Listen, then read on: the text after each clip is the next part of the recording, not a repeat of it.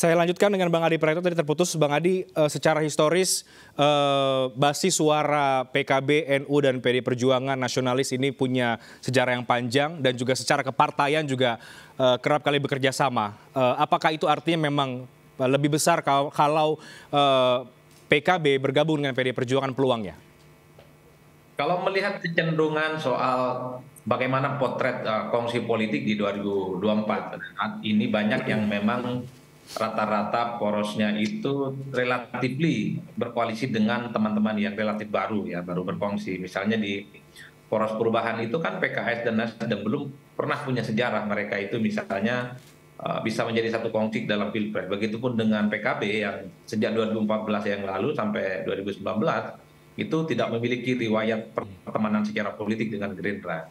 Ini menunjukkan bahwa partai-partai politik di 2024 karena tidak ada petahana saling memungkinkan mencari figur yang paling mungkin mengamankan soal proposal yang ditawarkan oleh masing-masing partai, terutama yang kemudian menginginkan ketua umum mereka itu untuk bisa maju di 2024. PKB itu tidak bisa dibantah adalah partai politik yang sampai saat ini sangat kelihatan, sangat berharap ada partai politik yang menjadikan sebagai partner. Harapan terbesarnya sampai saat ini sangat kelihatan juga itu tentu Pak Subianto, bukan kepada yang lainnya. Ini tentu adalah proposal yang sejak awal, sejak tahun yang lalu sudah ditawarkan oleh PKB kepada Gerindra. Tapi kalau proposal yang disodorkan Gerindra dan PKB ini soal Caimin sebagai pasangan calon misalnya tidak dipenuhi dan PDIP misalnya memberikan keterbukaan untuk menjadikan Muhaimin sebagai pasangan, maka sangat mungkin ini iman politiknya akan pindah. Makanya itu yang saya sebut tadi, politik itu adalah soal untung dan rugi. Kalau menguntungkan secara politik, maka kesitulah arah labuhan politik yang akan kemudian ditentukan, termasuk oleh PKB. Ya. Mendapatkan apa gitu ya kira-kira ya kalau kita bicara soal politiknya. Mas Saiful Huda, memang tidak hanya partai Anda ya, semua partai punya standar yang sama. Ketua umumnya ya harus menjadi capres, harus menjadi cawapres gitu kan, atau partai yang lain kemudian sudah punya nama yang lain bahkan di luar kader sendiri. Tapi di ujung-ujung biasanya dan yang sekarang sudah mulai terjadi adalah partai-partai ini akan realistis tuh Mas Saiful Huda, akan kemudian bertemu di titik tertentu sehingga standar yang ditetapkan itu bisa kemudian bergeser. Ya, realistisnya PKB ya Gus Imin sebagai cawapres. Nah, sebenarnya ya kalau pada konteks formasi politik capres cawapres, lagam Bu Mega sebenarnya mudah ditebak sebenarnya. Dari dulu Bu Mega selalu ingin cawapres diambil dari keluarga besar NU gitu. Dan itu dalam prakteknya selalu beliau lakukan. Dulu beliau pernah bareng sama Pak Hasyim Muzadi dan seterusnya. Hari ini mantan ketua Dewan Syuro PKB Pak Kiai Ma'ruf Amin sebagai wapres yang diambil oleh Pak Jokowi dan seterusnya. Jadi secara formasi hitungan politik sebenarnya PKB lebih dekat dengan PDIP gitu. Nah, karena itu pada konteks ini poin yang ketiga yang tadi saya sampaikan kira-kira begini, kira-kira sederhananya dalam hitungan dan formasi politik PDIP yang merah untuk konteks Indonesia butuh yang hijau gitu. Dan representasi hijau nggak cukup yang hari ini bergabung misalnya P3 gitu. Nah kalau melihat formasi itu nggak ada halangan ideologis, nggak ada halangan formasi apapun bagi PDIP untuk mengajak PKB.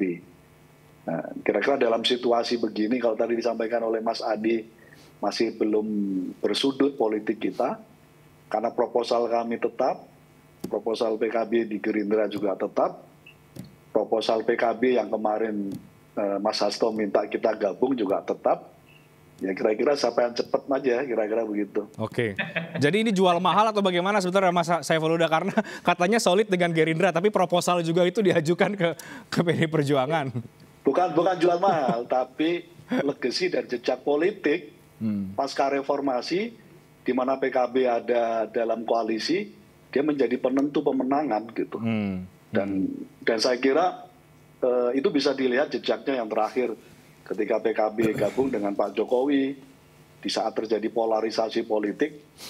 Kami merasa dan beberapa pihak merasa PKB menjadi pengaman dari berbagai polarisasi yang waktu itu sedang menimpa oleh Pak Jokowi. Itu poin yang saya kira jejak pasca reformasi bisa kita lihat. Yang kedua, kami punya rumah sebagai basis politik yang permanen dan dalam berbagai momentum Pilpres selalu menentukan, yaitu Jawa Timur dan sebagian Jawa Tengah. Karena di Jawa Tengah itu formasi kekuatan politik itu kan PDIP, terus kemudian PKB, terus kemudian partai lain berjarak jauh. Iya, iya. Mas Nusirwan saya kira paham lah pada konfigurasi menyangkut soal itu. Nah, saya kira wajar lalu PKB mengajukan proposal yang semangatnya adalah jangan sampai disia-siakan dan jangan sampai niat baik untuk melakukan perbaikan dan pembaruan masa depan ketika PKB tidak menjadi bagian dari formasi masa depan pimpinan Indonesia. Oke, Mas Nusirwan, tadi sudah dijelaskan juga artinya PKB mungkin merasa punya bargaining position yang cukup tinggi ya, sehingga ada standar soal cawapres tadi itu. Sementara yang kita tahu tampaknya Bu Mega menghindari kalau ada partai mau bekerja sama langsung meminta kursi cawapres. Karena beberapa kali Bu Mega mengatakan soal cawapres nanti dulu, dibahas nanti masih belakangan. Bagaimana menemukan titik temu itu kalau mau bekerja sama sebetulnya Mas Nusirwan? Baik, tampaknya termute Mas Nusirwan, bisa di-unmute terlebih dahulu, mohon maaf. Maaf. Ya, silakan. Jadi tentu nanti pada saatnya pertanyaan-pertanyaan itu akan terjawab.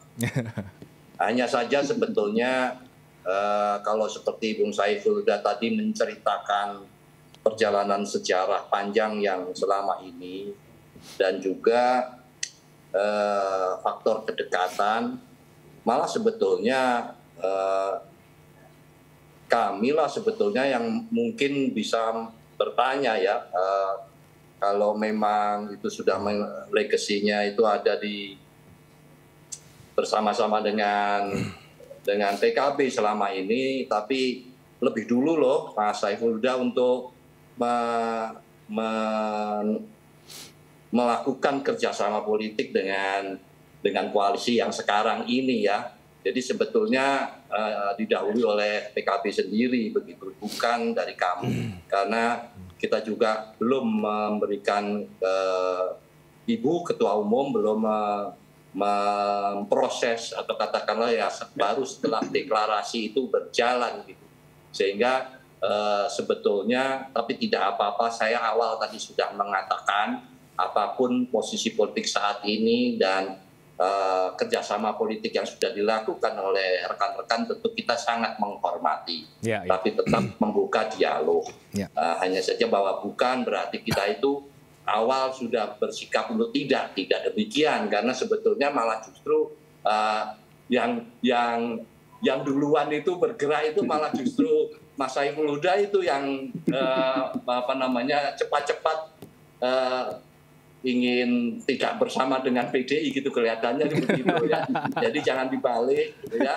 Kalau kita sudah saat ini selalu itu tadi yang diceritakan Bu Mega dulu dengan ini dan deretan beberapa nama yang selama ini sekian kali pemerintahan dalam posisi menang maupun kalah itu bersama-sama begitu ya.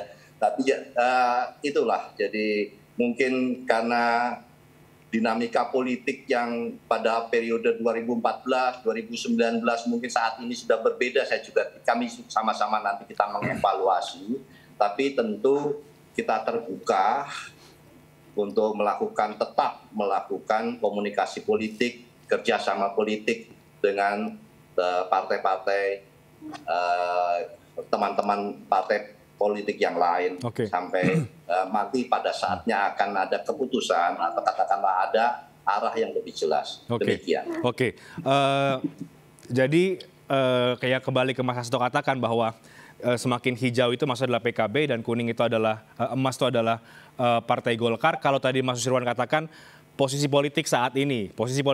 Artinya yang saat ini masih bisa berubah sekali ya. Anda masih meyakini itu ya Mas Nusirwan, bahwa akan bergabung ini PKB dan juga Golkar ke barisan kerjasamanya PD Perjuangan mengusung Pak Ganjar Pranowo? Semua politik itu seperti Mas Profesor politik itu Mas Adi sudah katakan ya, semua hal itu masih mungkin bisa terjadi sampai nanti pada saatnya sebuah keputusan yang menetapkan sampai kepada pengajuan di KPU. Itu tentu itulah yang pada posisi yang jelas, tapi tentu sampai pada kesimpulan seperti itu pun kita akan menikmati dinamika politik yang akan terjadi. Ya, dan kabarnya juga akan ada pertemuan antara Bu Mega dengan Pak Erlangga dan juga dengan Gus Muhaimin. Kira-kira begitu ya, Mas Nusirwan? Iya, betul. Nah, pertemuan itu seberapa besar, Mas Saiful Huda, kalau kejadian Bu Mega dengan Gus Muhaimin itu bisa merubah posisi politik partai Anda? Ya tadi itu, karena dinamis tadi itu kira-kira kesimpulannya itu. Proposal kami siapa dulu yang mau ngambil, kira-kira begitu aja. Oke. Nah, bagi Bu Mega sama Gus Imin kan itu hubungan ibu sama anak gitu, dan itu diakui sendiri oleh Bu Mega dalam berbagai kesempatan. Jadi kalau suatu saat nanti Mas Nusirwan mengagendakan dan sudah diagendakan ketemu Bu Mega, ya saya merasa itu kira-kira Gus Imin datang ke rumah ibu, ke rumah ibunya, kira-kira begitu. Dan hubungan itu cukup kuat dari dulu karena Gus Imin termasuk sosok yang dititipkan Gus Dur kepada Ibu Mega waktu itu. Gitu. Tapi sekarang sudah lebih dulu ke bapaknya, bukan ke ibu. Tapi sekali lagi, kalau hubungan kami dengan Gerindra kan saling membutuhkan. Gerindra tidak bisa maju sendiri karena belum memenuhi 20% presiden threshold. PKB juga pada posisi yang sama punya kebutuhan untuk mencukupi 20% presiden threshold. Nah, secara psikologis politik, posisi kami dengan PDIP kira-kira bedanya di situ. Kalau PDIP kan kira-kira butuh nggak butuh. Karena bisa mengusung sendiri. Karena sudah memenuhi 20% presiden threshold. Tapi kalau ditarik dalam lintas sejarah, terutama pada pasca politik reformasi, jadi sekali lagi hubungan kita dengan PDIP cukup panjang, dinamika kalah menangnya sampai hari ini 10 tahun bareng sama PDIP dengan pimpinan koalisi Pak Jokowi, kira-kira begitu.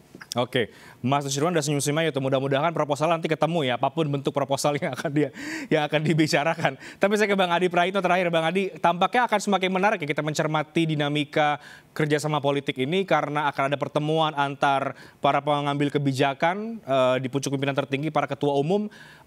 Ini menarik untuk kita cermati lebih lanjut, Bang Adi Praitno.